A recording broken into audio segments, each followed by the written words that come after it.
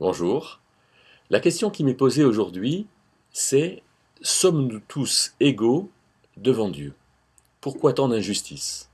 Alors c'est sûr que les injustices, on va les remarquer, hein. On va dire que y en a un qui est né en bonne santé et pas l'autre, il y en a un qui est né dans une famille qui n'a pas de problème d'argent et pas l'autre, il y en a un qui a eu des parents, pas l'autre, etc. Et puis il semble qu'il y en a un qui a tellement de qualités et pas l'autre. Alors qu'est-ce qu'on peut faire avec ça?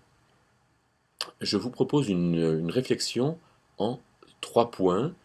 La première, c'est de se dire que si nous avons des différences de circonstances, hein, vie justement familiale, bagages, capacités, alors nous avons tous des problèmes quand même.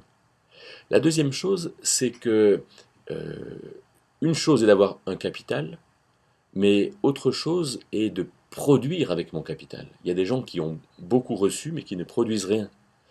Et ça, c'est pas bon. Par contre, il y a des gens qui reçoivent peu et qui produisent beaucoup, et ça, c'est très bien. Et puis la troisième chose, c'est que ce qui donne de la valeur dans ma production, c'est l'amour.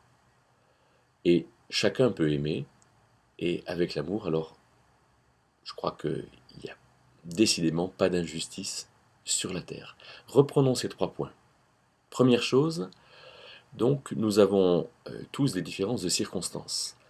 Alors, on va être un peu concret. Les circonstances, c'est euh, je suis né en France, dans une famille où papa et maman sont là, je suis aimé par mes parents, on m'apprend à apprécier les choses, à savoir me comporter avec les gens, à savoir entrer en relation, à savoir à connaître la musique, à pratiquer un sport, à avoir un métier, etc. Voilà, donc des circonstances qui sont finalement positives. Mais avec tout ça, j'ai, moi, toujours des problèmes parce que je dois apprendre, parce que je dois être confronté aux autres, parce que je dois être en compétition, parce que je dois finalement prendre conscience de mes carences, de mes lacunes, des choses que je ne fais pas bien.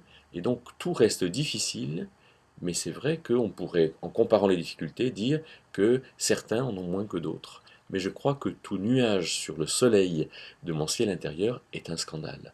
Alors je crois que là, il y a quand même déjà moins d'injustice.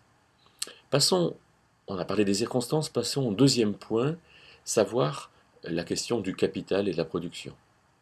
Alors, on a un capital, on sait faire de la musique, faire du sport, on sait parler, ou on ne sait pas. On ne sait pas faire du vélo, on ne sait pas nager, etc. Bon, on a tous un capital malgré tout. On a tous quelque chose qu'on sait faire. On sait faire à manger, on sait euh, euh, parler, on sait être avec notre voisin, on sait vivre en famille, on sait faire rigoler. On a tous quelque chose qui peut être utilisé et que l'on peut faire produire. Et je crois que si on se compare, là on n'est pas intelligent. Nous n'avons pas, nous dit, je crois, 2 Corinthiens 10, hein, autour du verset 10 ou 12, on n'a pas à se comparer, on n'est pas intelligent quand on se compare. Et donc, faisons attention à produire. Je crois qu'il y a des gens qui ont reçu beaucoup par naissance et qui produisent peu, c'est un peu dommage. Et il y a des gens qui, avec le peu qu'ils ont reçu, alors produisent beaucoup, et ça c'est très bien. Dieu nous appelle à être créatifs, on est à l'image de Dieu, donc allons-y, sachons créer avec Dieu, et de ce fait-là, on ne se compare pas, et je crois qu'il y a beaucoup moins d'injustice.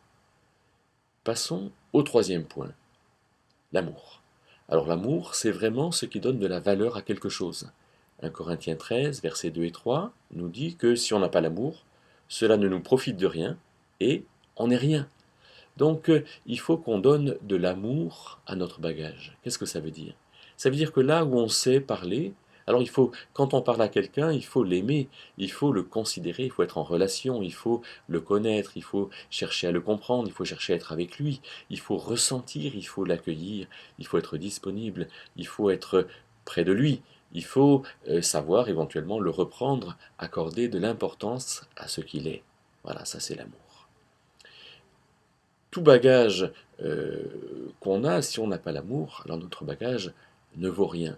Et on peut dire que dans tout bagage, alors quand il y a de l'amour, alors c'est fantastique. parce qu'on peut exprimer quelque chose qui est vraiment bien, parce qu'on l'exprime à quelqu'un et c'est là où ça prend toute sa valeur. Je vais reformuler tout ça. Premièrement, ce n'est pas la circonstance qui fait qu'il y a de l'injustice. Non, c'est que moi, confronté à mon problème, je vais réagir avec Dieu et je vais faire quelque chose de ma circonstance. Deuxièmement, ce n'est pas la différence de bagage qui va faire qu'il y a de l'injustice, c'est qu'est-ce que je fais de mon bagage. Alors certains auront beaucoup reçu, d'autres peu, ça c'est le problème de Dieu. Mais à moi de faire quelque chose avec mon bagage.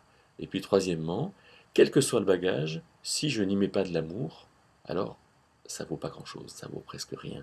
Donc à moi de mettre de l'amour dans ce que je fais. Ce que je fais en ce moment en faisant des vidéos, c'est pour être avec vous quelque part, pour que vous puissiez réagir et pour qu'il y ait de l'amour entre nous. Alors là, c'est là où il y a vraiment de la valeur.